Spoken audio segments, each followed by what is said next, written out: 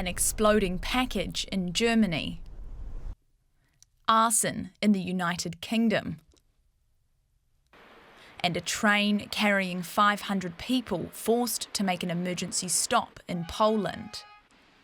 All examples of the 145 Russian sabotage incidents tracked by the Associated Press since the beginning of the war in Ukraine in 2022. Western officials say these are all part of a hybrid war the Kremlin is waging on Europe, aiming to weaken support for Ukraine, create divisions among Europeans, and identify security weak spots.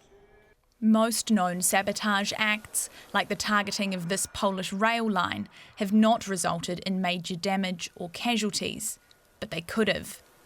A bomb damaged the tracks and the overhead line was cut, but the passengers were able to get off without injury. I think the more important side of this is psychological. The psychological damage that they are trying to inflict in terms of creating a sense of fear amongst populations, because these things could result in mass casualties. Incidents have now been recorded in the majority of European countries, from Spain and Iceland in the west to the countries directly bordering Russia, with authorities in Poland and Estonia recording the highest number.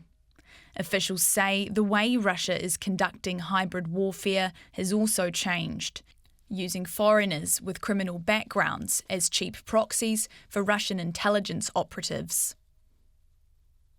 Like this Moldovan man who threw a can of petrol into a Ukrainian restaurant in Estonia, despite never having visited Estonia before.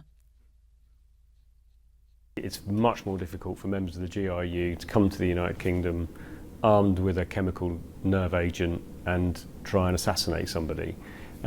So as a result, they've changed their method of operation, which is now to try and use criminal proxies to undertake that activity on their behalf. The leader of one European intelligence service said investigations into Russian interference now take up as much of the agency's time as terrorism. Russia denies having any connection to the incidents.